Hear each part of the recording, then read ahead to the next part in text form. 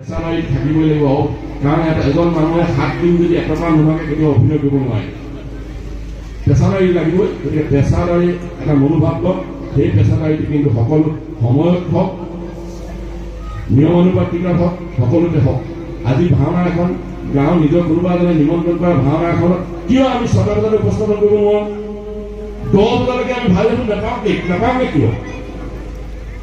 6 বজালৈ আমি যদি প্ৰতিযোগিতা ভাওনা এখনত যদি গোটেই মানুহখিনি একেলগে গোট খাই 6 বজালৈ যদি আমি উপস্থাপন কৰিব পাৰোঁ, তেন্তে আমি ভাওনা দল এটা অংশগ্ৰহণ কোনোবা নিমন্ত্ৰণ কৰা ভাওনাখন আমি কিয় 6টা বজাত আৰম্ভ কৰিব নোৱাৰোঁ? নালাগে 6টা বজাত আৰম্ভ কৰোঁ, 8 বজাত কিয় আৰম্ভ কৰিব নোৱাৰোঁ?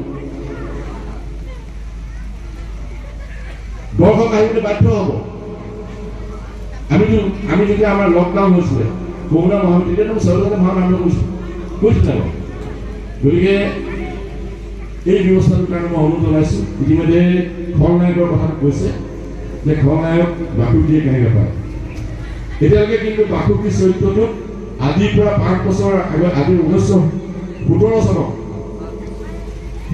চনত ভিটাৰী পুখুৰী পূৰ্বৰংগ সাংস্কৃতিক গোষ্ঠী উদ্যোগত অনুষ্ঠিত হোৱা ভাওনা সমাৰোহত সৰু অসম ভাওনা সমাৰোহ 2017 চনত তেতিয়াই বাসুকী চৰিত্ৰটোত বিষ্ণু বৰাক খলনায়কৰ চৰিত্ৰত পুৰস্কৃত কৰিছিল।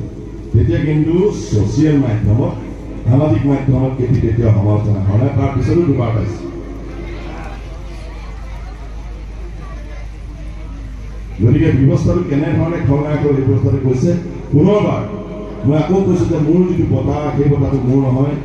প্ৰতিজন শ্ৰদ্ধাৰ শিল্পী, কলাকৌশলী, ভাওনাপ্ৰেমী ৰাইজৰ আশীৰ্বাদ, মৰম, সহযোগিতাৰ বাবে এই পুৰস্কাৰটো হৈছে, এইটো মোৰ নহয়।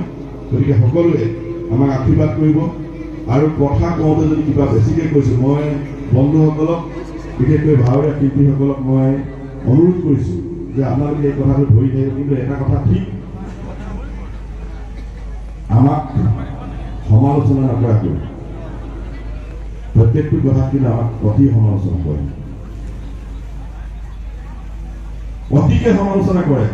গতিকে সমালোচনাৰ নকৰাৰ ব্যৱস্থাটোত যাতে আমি ব্যৱস্থা গ্ৰহণ কৰিব পাৰোঁ।